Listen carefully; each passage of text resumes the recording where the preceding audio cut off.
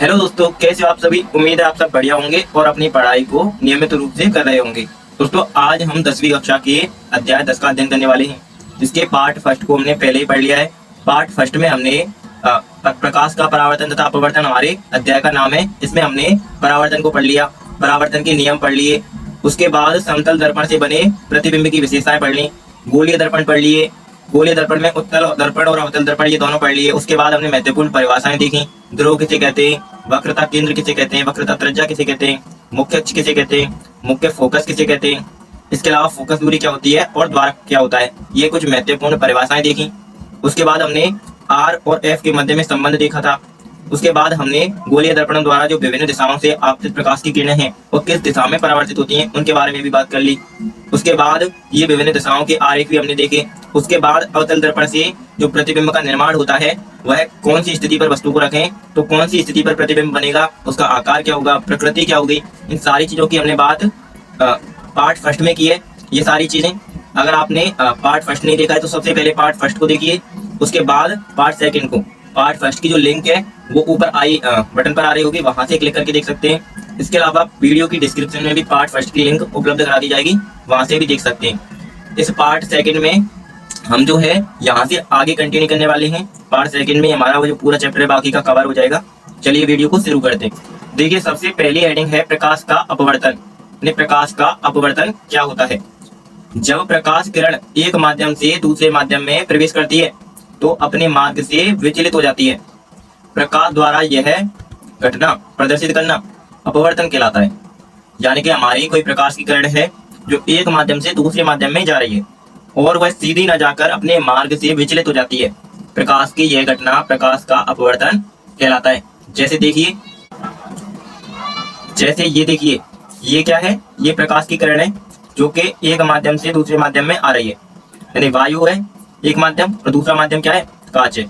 अब वायु से कांच में आ रही है, ये जानी तो ऐसे चाहिए थी सीधी, लेकिन सीधी न जाकर अपने मार्ग से विचलित हो जाती है। ये देखिए कैसे आ रही है, ऐसे आ रही है। तो प्रकाश की इसी घटना को प्रकाश का अपवर्तन कहते हैं। जब प्रकाश की किरण एक माध्यम से जैसे कि वायु से दूसरे माध्यम में जैसे कि कांच में आती है, जब वायु एक माध्यम से दूसरे माध्यम में आती है तो अपने मार्ग से विचलित हो जाती है। जैसे एक माध्यम वायु है, दूसरा माध्यम कांच है, वायु से कांच में आ रही है तो अपने मार्ग से विचलित ये हो गई, सीधी न जाकर थोड़ी सी मुड़ गई है। इसी को प्रकाश का अपवर्तन कहते हैं। अब देखिए, प्रकाश के अपवर्तन के नियम क्या हैं, यानी जो प्रकाश का अपवर्तन होता है वह किस प्रकार होता है। सबसे पहले देखिए, आपतित किरण, अपवर्तित किरण तथा दोनों माध्यमों को पृथक करने वाले पृष्ठ के आपतन बिंदु पर अभिलंब सभी एक ही तल में स्थित होते हैं। अपवर्तन का पहला नियम क्या है कि हमारी जो आपतित किरण है आपतन बिंदु पर अभिलंब है और जो अपवर्तित किरण है ये तीनों एक ही तल में स्थित होते हैं। जैसे ये देखिए, ये क्या हमारी आपतित किरण है, ठीक है, और ये आपतन बिंदु पर क्या है, अभिलंब है, और ये हमारी परावर्तित किरण है। ये तीनों आप देखेंगे तो एक ही तल में हैं, यानी कागज के तल पर मैंने बनाई हुई हैं और कागज के ही तल पर हैं तीनों, यानी एक ही तल पर है। ये तीनों एक ही तल पर होते हैं। आपतित किरण, अपवर्तित किरण और आपतन बिंदु पर अभिलंब तीनों एक ही तल में होते हैं, जिसे अपवर्तन का प्रथम नियम कहते हैं। अब देखिए दूसरा नियम क्या है। प्रकाश के किसी निश्चित रंग व निश्चित माध्यमों के युग्म के लिए आपतन कोण की जा या साइन तथा अपवर्तन कोण की जा यानी साइन का अनुपात स्थिर होता है। इस नियम को स्नेल का नियम भी कहते हैं या स्नेल का अपवर्तन का नियम भी कहते हैं। इस स्थिरांक के मान को दूसरे माध्यम का पहले माध्यम के सापेक्ष अपवर्तनांक कहा जाता है। यानी देखिए, अगर हमारा जो आपतन कोण है उसका साइन आई तथा अपवर्तन कोण है उसका साइन आर, इनका यदि हम अनुपात निकालें तो क्या होगा, स्थिर होगा। कब, जब हमारे आने वाले जो प्रकाश की किरण है उसका रंग फिक्स है, ठीक है, आने वाली प्रकाश की किरण का रंग फिक्स है। इसके अलावा हमारे माध्यम फिक्स है। जैसे एक माध्यम हमने वायु लिया और दूसरा माध्यम हमने कांच लिया, तो उनके लिए ये जो स्थिरांक आएगा ना उसका मान एक निश्चित होगा। अगर हम माध्यम चेंज कर दें, जैसे निर्वात से मान लो हमारी प्रकाश की किरण कहाँ पर आ रही है, वायु में आ रही है, तो वहां पर जो है इनका अनुपात का जो मान आएगा वो अलग होगा, जो कि फिक्स वैल्यू होगी। अलग अलग माध्यमों के लिए अलग अलग स्थिरांक का मान होगा जो कि इन्हीं दो माध्यमों के लिए फिक्स होता है। प्रकाश के अपवर्तन का दूसरा नियम क्या है। प्रकाश के किसी निश्चित रंग व निश्चित माध्यमों के युग्म के लिए आपतन कोण की साइन आई तथा अपवर्तन कोण की साइन आर का अनुपात यदि हम निकालें तो एक निश्चित संख्या आएगी, निश्चित वैल्यू आएगी, जिसे स्थिरांक कहते हैं। यही स्नेल का नियम कहलाता है, यही अपवर्तन का दूसरा नियम कहलाता है। जैसे देखिए, इसे डायग्राम से समझने की कोशिश कीजिए। यहाँ पर हमारे पास क्या है, यहाँ पर हमारे पास एक माध्यम है वायु और एक माध्यम है कांच। ये हमारे दोनों माध्यम फिक्स हो गए, माध्यमों का युग्म फिक्स हुआ। और जो प्रकाश की किरण आपतित हो रही है, ये वाली, ये प्रकाश की किरण कैसे कलर की है, सफेद कलर की। प्रकाश की किरण का रंग फिक्स हुआ। तो इस स्थिति में हमारी जो आपतित किरण है, ये इसका ये जो है अविलंब के साथ कोण साइन आई तथा अपवर्तित किरण ये जो है इसका अविलंब के साथ ये कोण आर, इसकी साइन आर, इन दोनों का अनुपात जो है यहाँ पर एक निश्चित संख्या आएगी, जिसे स्थिरांक कहते हैं। और अलग अलग माध्यमों के लिए यह संख्या कैसी आएगी, ये वैल्यू कैसी आएगी, अलग अलग आएगी। इसी स्नेल का नियम भी कहते हैं। अब देखिए, कुछ इंपॉर्टेंट नोट्स हैं जो आपको याद रखने हैं। ठीक है, ये 2-3 नोट्स आपको याद रखने हैं। पहला नोट क्या है, पहला नोट है सघन माध्यम से विरल माध्यम में प्रवेश करने वाली प्रकाश की किरण अविलंब से दूर हट जाती है। अपवर्तन के नियम के साथ साथ आपको ये नोट भी याद रखने हैं, तभी हम क्या कर पाएंगे, कोई आपतित प्रकाश की किरण है उसे अपवर्तित कर पाएंगे, जब हमें पता होगा कि वह किस प्रकार अपवर्तित होगी। पहला क्या है, सघन माध्यम से विरल माध्यम में प्रवेश करने वाली प्रकाश की किरण अविलंब से दूर हट जाती है। यानी सघन माध्यम से, जैसे कि कांच से विरल माध्यम में जैसे कि वायु में प्रवेश करती है तो अविलंब से दूर हट जाती है। और दूसरा क्या है, दूसरा है कि विरल माध्यम से यदि सघन माध्यम में प्रवेश करती है तो प्रकाश की किरण अविलंब की ओर मुड़ जाती है, यानी अविलंब की ओर आ जाती है। उल्टा है, अगर सघन माध्यम से विरल माध्यम में आ रही है तो अविलंब से दूर हटेगी, और यदि विरल माध्यम से सघन माध्यम में आ रही है तो अविलंब की ओर हो जाती है। जैसे इसे डायग्राम से समझने का प्रयत्न कीजिए। ये देखिए, इस डायग्राम में यहाँ पर हमारी क्या है, वायु है और यहाँ पर कांच है। मतलब ऊपर क्या है, ऊपर विरल माध्यम है, ये वायु जो है हमारी विरल माध्यम है और कांच हमारा सघन माध्यम है। अब प्रकाश की किरण जो है वह विरल माध्यम से सघन माध्यम में आ रही है। ठीक है, तो ये आ रही है इस प्रकार, तो इसे आना कैसे चाहिए था, ऐसे आना चाहिए था, सीधी। लेकिन जब विरल माध्यम से सघन माध्यम में आ रही है तो यह अपवर्तन के पश्चात अविलंब की ओर मुड़ जाती है इस प्रकार। ये क्या हमारा, ये हमारा अविलंब है, इस अविलंब की ओर मुड़ जाती है। ठीक है, अब देखिए इसमें क्या है, ये हमारा क्या है, ये हमारा कांच है सघन माध्यम में, ये हमारी वायु है जो कि विरल माध्यम है। अब हमारी प्रकाश की किरण ये जो रेड में आ रही है सघन माध्यम से विरल माध्यम में आ रही है। ठीक है, तो ये आनी कैसी चाहिए थी, इस प्रकार आनी चाहिए थी जो रेड से दर्शाया है। लेकिन हमारे ये क्या है, अविलंब है, इस अविलंब से दूर हट जाती है। ये जो मैंने येलो से दर्शाया है, ठीक है, दूर हट रही है, अविलंब से दूर हट रही है। यानी जब सघन माध्यम से विरल माध्यम में आती है तो विलंब से दूर हट जाती है, और विरल से सघन में आती है तो विलंब की ओर मुड़ जाती है। ये आपको याद रखना है। अब देखिए, अपवर्तनांक किसे कहते हैं। अपवर्तनांक यह बताता है कि प्रकाश की गति किस माध्यम में अन्य माध्यमों की अपेक्षा तीव्र है या धीरे है। यानी तुलना करता है अपवर्तनांक कि एक माध्यम में प्रकाश की गति कैसी है और दूसरे माध्यम में उसकी अपेक्षा गति कैसी है, तेज है या धीमी है। दूसरी बात, इसके साथ ही अपवर्तनांक अपवर्तन के समय प्रकाश के मुड़ने को भी बताता है या मुड़ने को भी मापता है। यदि अपवर्तन के दौरान आई यानी आपतन कोण हो व आर अपवर्तन कोण हो तो साइन आई यानी आपतन कोण अपॉन साइन आर यानी अपवर्तन कोण, यानी आपतन कोण और अपवर्तन कोण का अनुपात अपवर्तनांक के बराबर होगा, जिसे हम स्मॉल एन से दर्शाते हैं। यानी अपवर्तनांक क्या है, अपवर्तनांक प्रकाश की चाल एक माध्यम में कैसी है तथा दूसरे माध्यम में इसकी अपेक्षा कैसी है, तेज है या धीमे, ये बताता है। इसके साथ ही जब प्रकाश एक माध्यम से दूसरे माध्यम में प्रवेश करता है तो वह किस दिशा में मुड़ेगा, विलंब की ओर मुड़ेगा या विलंब से दूर हटेगा। इन दोनों ही चीजों को हमारा अपवर्तनांक बताता है, जिसे हम आपतन कोण का और अपवर्तन कोण का अनुपात निकालते हैं। यानी आपतन कोण अपॉन अपवर्तन कोण बराबर अपवर्तनांक होता है, जिसे स्मॉल एन से दर्शाते हैं। ये देखिए, ये क्या है, ये कोई डायग्राम है। यहाँ पर क्या है, हमारी दोनों जो हमारे माध्यम है उनको पृथक करने वाली रेखा है। पहला माध्यम जो हमारा वायु है और दूसरा माध्यम कांच है। यहाँ पर एक प्रकाश की किरण आ रही है जो कि AO है तथा यहाँ से ये प्रकाश की किरण अपवर्तित होती है जो कि OB है। अब हमें देखना है कि हमारा जो माध्यम 1 है इसके सापेक्ष हमारे माध्यम 2 का अपवर्तनांक क्या होगा। तो इसे कैसे निकालेंगे, इसे निकालने के लिए माध्यम 2 का अपवर्तनांक माध्यम 1 के सापेक्ष क्या होगा, माध्यम 1 में प्रकाश की चाल बट्टे माध्यम 2 में प्रकाश की चाल। ठीक है, इसे लिखेंगे कैसे, अपवर्तनांक को किससे दर्शाते हैं, n से।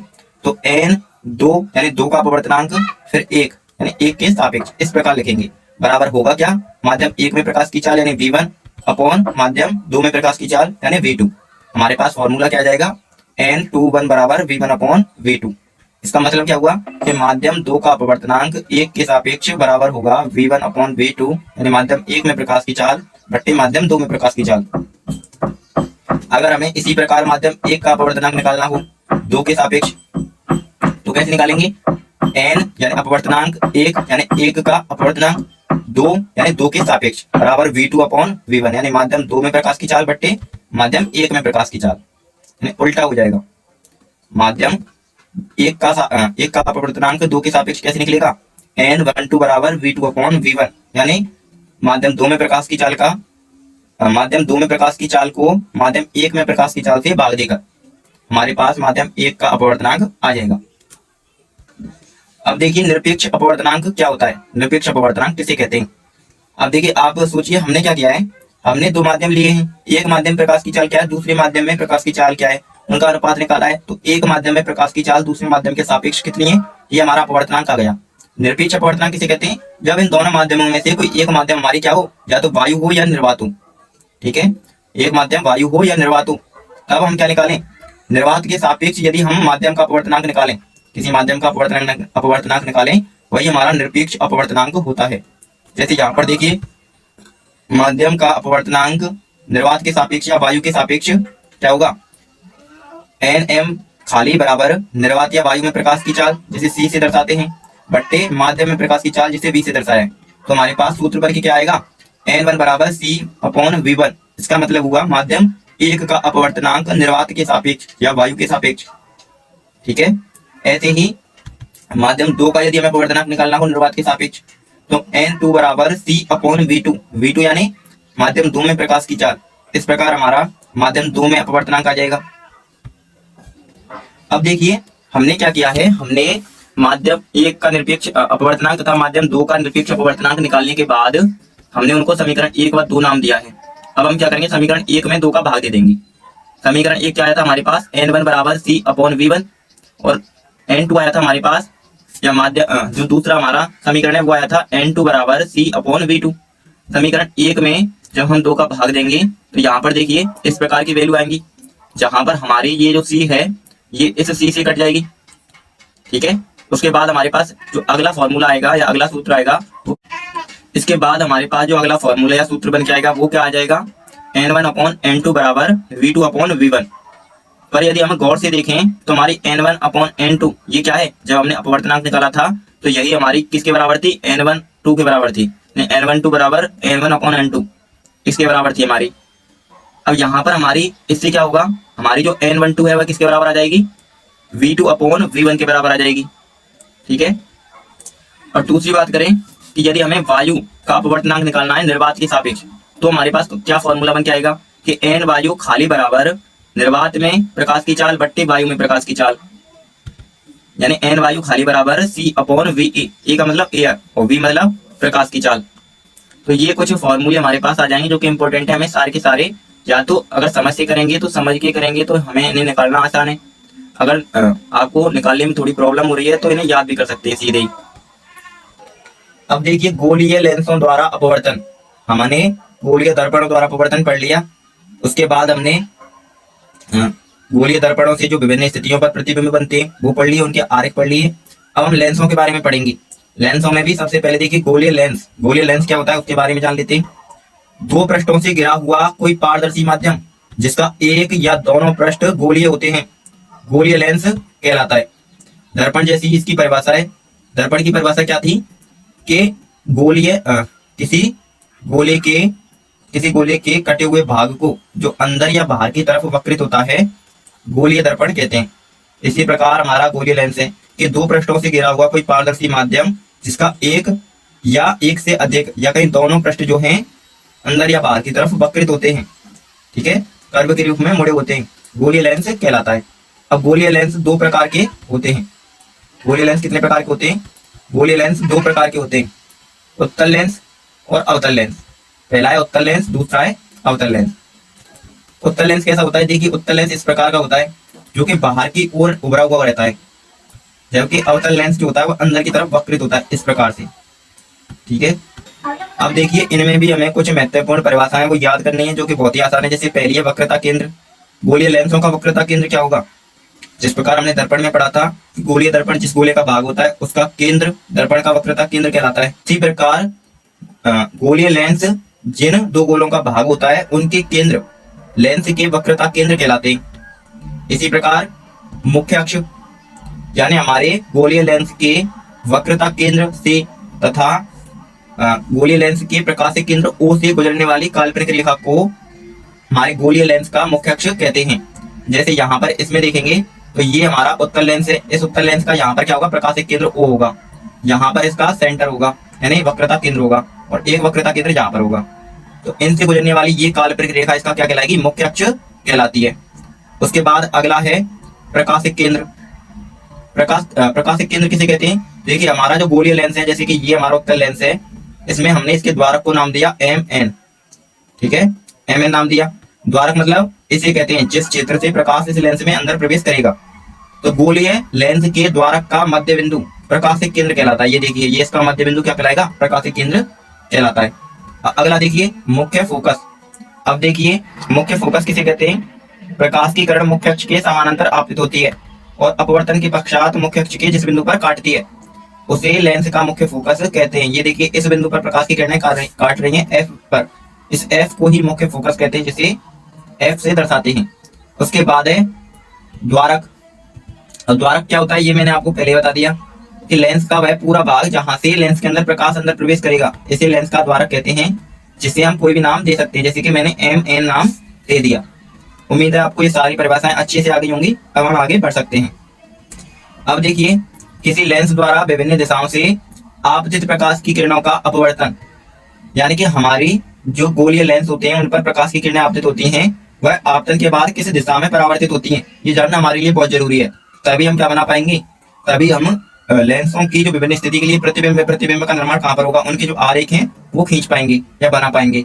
तो देखिए सबसे पहला है कि यदि हमारी जो प्रकाश की किरणें मुख्य अक्ष के समांतर आती है तो परावर्तन के पश्चात मुख्य फोकस से निकल जाती है, या फिर कहें कि मुख्य अक्ष के समांतर आती है तो परावर्तन के पश्चात मुख्य फोकस से गुजरती हुई प्रतीत होती है।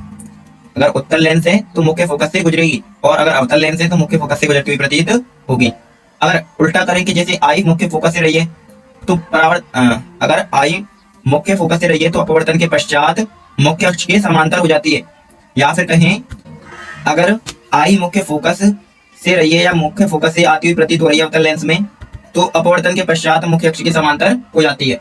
और तीसरा है कि यदि प्रकाश के केंद्र से आ रही है तो अपवर्तन के पश्चात सीधी निकल जाती है, चाहे फिर वह उत्तल लेंस हो चाहे फिर वह अवतल लेंस हो, दोनों ही लेंसों में क्या होगा, प्रकाश के केंद्र से आ रही है तो अपवर्तन के पश्चात सीधी निकल जाती है।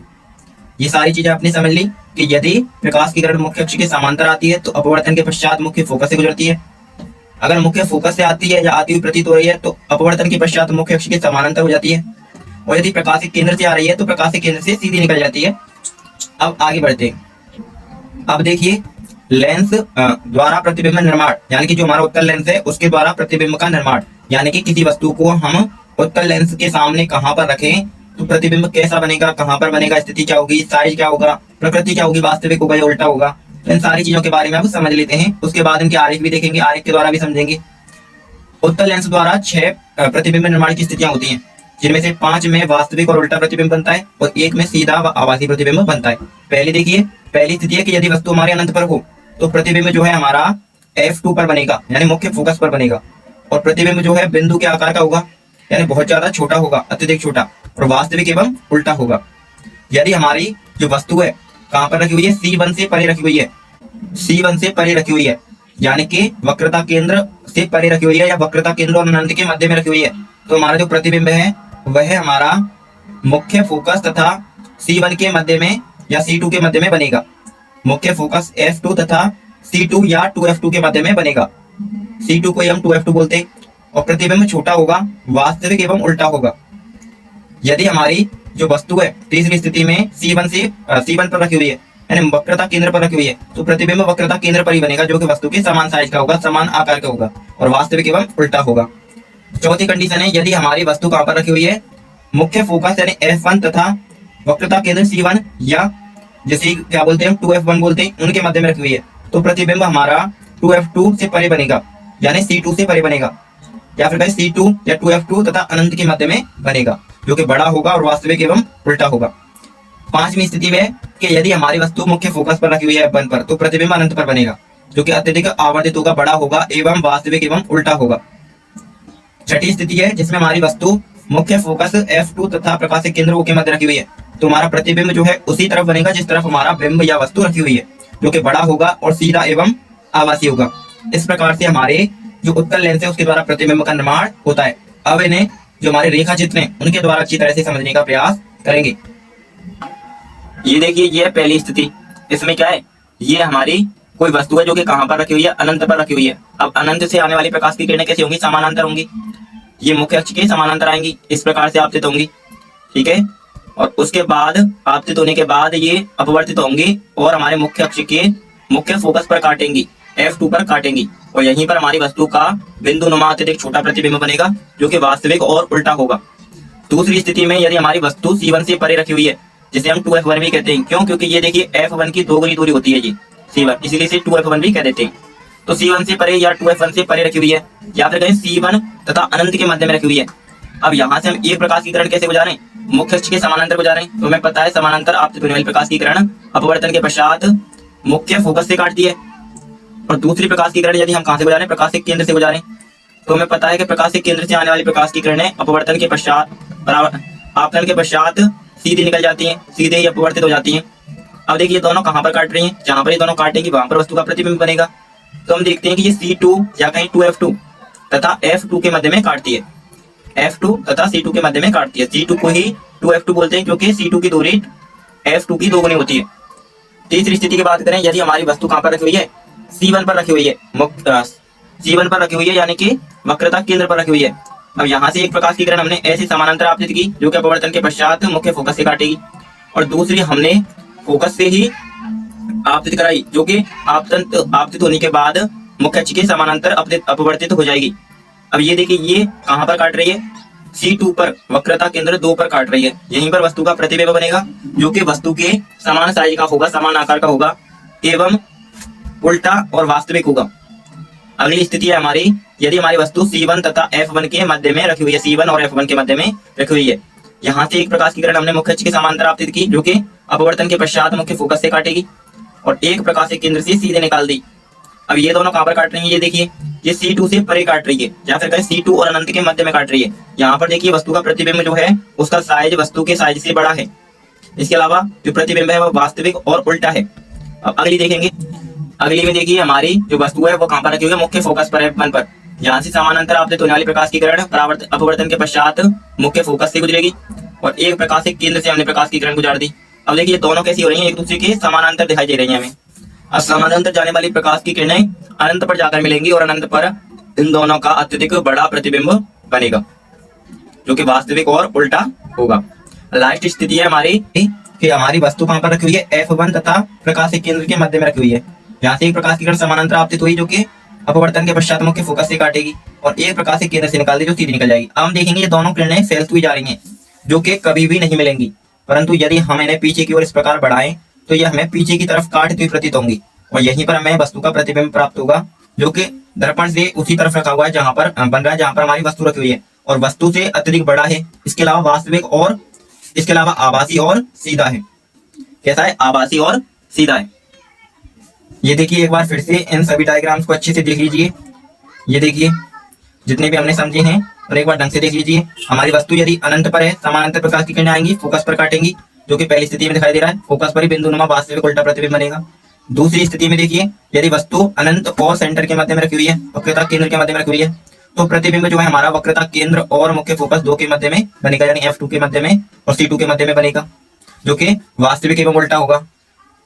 इसके अलावा जो अगली स्थिति है हमारी, अगली स्थिति हमने देखी तीसरी वाली, उसमें क्या है, यदि हमारी वस्तु सेंटर पर रखी हुई है, वक्रता केंद्र पर रखी हुई है, तो प्रतिबिंब भी वक्रता केंद्र पर बनेगा, जो कि वस्तु के समान साइज का होगा, वास्तविक एवं उल्टा होगा। चौथी स्थिति में हमारी वस्तु कहां पर रखी हुई है, वक्रता केंद्र C1 तथा मुख्य फोकस F1 के मध्य में रखी हुई है, तो प्रतिबिंब जो है हमारा वो हमारा C2 वक्रता केंद्र 2 यानी C2 तथा अनंत के मध्य में बनेगा। अगली कंडीशन है हमारी पांचवी, यदि हमारी वस्तु मुख्य फोकस F1 पर रखी हुई है, तो प्रतिबिंब अनंत पर जाकर बनेगा, जो कि वास्तविक उल्टा होगा, अत्यधिक बड़ा होगा। और लास्ट है हमारी, यदि वस्तु हमारी मुख्य फोकस F1 तथा प्रकाशिक केंद्रों के मध्य रखी हुई है, तो हमारी वस्तु का प्रतिबिंब वास्तव में न बनकर आभासी एवं सीधा बनेगा, जो कि दर्पण की उसी तरफ बनेगा जिस तरफ हमारी वस्तु रखी हुई है। ये 6 स्थितियां हमें अच्छे से समझ में आई। अब हम आगे बढ़ते हैं। अब देखिए अवतल लेंस द्वारा प्रतिबिंब निर्माण की विभिन्न स्थितियां, यानी हमारे अवतल लेंस द्वारा किस प्रकार प्रतिबिंब का निर्माण होता है, प्रतिबिंब का साइज क्या होता है, प्रकृति क्या होती है, स्थिति क्या होती है। तो अवतल लेंस द्वारा 2 प्रकार के प्रतिबिंब बनते हैं और दोनों ही प्रतिबिंब जो होते हैं आभासी एवं सीधे होते हैं। यदि प्रकृति की बात करें तो दोनों ही आभासी और सीधे होते हैं। पहली स्थिति देखिए, यदि हमारी वस्तु अनंत पर हो तो प्रतिबिंब मुख्य फोकस F1 पर बनेगा जो कि अत्यधिक छोटा होगा और आभासी एवं सीधा होगा। और दूसरी कंडीशन है, यदि हमारी वस्तु अनंत तथा प्रकाशिक केंद्र O के मध्य में रखी है तो प्रतिबिंब प्रकाशिक केंद्र O तथा मुख्य फोकस F1 के मध्य में बनेगा जो कि छोटा होगा तथा आभासी एवं सीधा होगा। ये 2 स्थितियां हैं। अब इन्हें रेखा चित्र के द्वारा समझते हैं। ये देखिए अवतल लेंस द्वारा प्रतिबिंब निर्माण की रेखा चित्र। पहली का स्थिति क्या है, यदि हमारी वस्तु अनंत पर रखी हुई है, अनंत पर रखी हुई है तो प्रकाश की किरण कैसे आएंगी, मुख्य अक्ष के समानांतर आएंगी जो कि क्या होंगी, इस प्रकार फैल जाएंगी। मुख्य अक्ष के समानांतर आपतित होने वाली प्रकाश की किरणें अपवर्तन के पश्चात इस प्रकार फैल जाएंगी। अगर अब हम इन किरणों को पीछे की ओर इस प्रकार बढ़ाएं तो ये हमें यहाँ पर काटती हुई प्रतीत होंगी, यानी मुख्य फोकस पर काटती हुई प्रतीत होंगी। इस प्रकार हमारी वस्तु का जो प्रतिबिंब है वह अत्यधिक छोटा बनेगा बिंदु के आकार का या बिंदु समान, और आभासी एवं सीधा बनेगा क्योंकि वास्तव में प्रकाश की किरणें थोड़ी ना मिल रही हैं। दूसरी स्थिति है, हमारी वस्तु C1 तथा अनंत के मध्य में रखी हुई है तो इस प्रकार समानांतर आपतित होने वाली प्रकाश की किरण इस प्रकार फैल जाएगी और अगर हम इसे पीछे की ओर बढ़ा दें तो फोकस पर काटती हुई प्रतीत होगी। और एक प्रकाश की किरण को हम कहां से गुजार देंगे, मुख्य फोकस से गुजार देंगे, प्रकाशिक केंद्र से गुजार देंगे।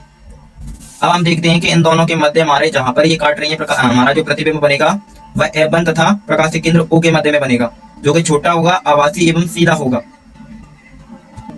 अब देखिए गोलीय लेंसों के लिए चिन्ह परिपाटी। गोलीय लेंसों के लिए चिन्ह परिपाटी वही होती है जो हमने दर्पणों के लिए पढ़ी है, यानी ऊपर की तरफ हमारा प्लस का y होगा, नीचे की तरफ हमारा माइनस का y होगा, इधर की तरफ हमारा प्लस का x होगा और इधर की तरफ हमारा माइनस का x होगा। वस्तु हमेशा हमारी बाईं तरफ रखी जाएगी, ये हमें याद रखना है दोनों ही लेंसों में, चाहे वह अवतल लेंस हो चाहे वह उत्तल लेंस हो। अब आगे देखते हैं। आगे देखिए हमारा जो लेंस सूत्र है वो क्या होता है। जैसे हमने दर्पण सूत्र पढ़ा है जिसका उपयोग हम न्यूमेरिकल करने के लिए करते हैं, उसी प्रकार लेंस सूत्र भी होता है। लेंस सूत्र क्या होता है, 1/f बराबर 1/v माइनस 1/u होता है। आखिर में लेंस सूत्र होता क्या है, लेंस सूत्र हमारे मुख्य फोकस F जो हमारे प्रकाशिक केंद्र है O उससे वस्तु की दूरी u तथा प्रतिबिंब की दूरी v, इन तीनों के मध्य में संबंध होता है जिसे हम इस सूत्र द्वारा दर्शाते हैं। यहाँ पर हमारी जो F है वो मुख्य फोकस तक की दूरी है या फोकस दूरी है, और जो हमारी u है ये हमारी प्रकाशिक केंद्र O से वस्तु की दूरी है, v हमारी प्रकाशिक केंद्र O से प्रतिबिंब की दूरी है। अब बात करते हैं आवर्धन की। आवर्धन क्या होता है, आवर्धन जो होता है m बराबर h' होता है। यहाँ पर h' जो है हमारी प्रतिबिंब की ऊंचाई है और h वस्तु की ऊंचाई है। इस प्रकार भी लिख सकते हैं v और u की फॉर्म में कि m बराबर v/u। यहाँ पर v हमारी प्रतिबिंब की ऊंचाई है और u हमारी वस्तु की ऊंचाई है। अच्छा, हम कब कहते हैं कि m बराबर 1 है, जब हमारी h' बराबर होगी h के, यानी प्रतिबिंब की ऊंचाई बिंब की ऊंचाई के बराबर होगी। कब कहते हैं कि m 1 से अधिक है, जब हमारी h' h से अधिक होगी, यानी हमारी प्रतिबिंब की ऊंचाई बिंब की ऊंचाई से अधिक होगी। और हम कब कहते हैं कि हमारा जो आवर्धन है वह 1 से कम है, जब हमारे प्रतिबिंब की ऊंचाई h की ऊंचाई से या बिंब की ऊंचाई से कम होती है। अगर m हमारा पॉजिटिव है इसका मतलब है प्रतिबिंब आभासी एवं सीधा है, और यदि हमारा प्रतिबिंब कैसा है, यदि हमारा आवर्धन ऋणात्मक है, नकारात्मक है, नेगेटिव है, तो हमारा प्रतिबिंब वास्तविक एवं उल्टा होता है। अब देखिए इस अध्याय की आखिरी हेडिंग बची हुई है कि लेंस क्षमता क्या होती है। लेंस क्षमता क्या होती है, देखिए ये होता है लेंस क्षमता का मात्रक या ऐसा ही मात्रक कहें डायप्टर होता है। ठीक है, लेंस क्षमता जो होती है उसे किस में मापते हैं, डायप्टर में मापते हैं, जिसे P से दर्शाते हैं, और हमारी जो फोकस दूरी होती है F इसे मीटर में मापते हैं। इन दोनों के मध्य जो संबंध होता है यानी P बराबर 1/f, ये हमारी लेंस क्षमता का सूत्र होता है। जैसे कि यदि हमें कुछ लेंस हैं और वे संयोजित किए हुए हैं, जैसे लेंस 1, लेंस 2, लेंस 3, इन सभी की लेंस क्षमताओं को यदि हम जोड़ दें तो जो हमारी कुल लेंस क्षमता होगी वह बराबर होगी इन सबके योग के, यानी P कुल बराबर P1 plus P2 plus P3 plus dot dot dot, यानी कितने भी हमारे जो लेंस हैं वे संयोजित हैं उन सभी की क्षमताओं का योग हमारे लेंस की कुल क्षमता होगी। अब ये हमारा चैप्टर जो है पूरा समाप्त हो चुका है। इसकी केवल न्यूमेरिकल्स बची हैं जिनके लिए मैं अलग से आपके लिए वीडियो लेकर आऊंगा।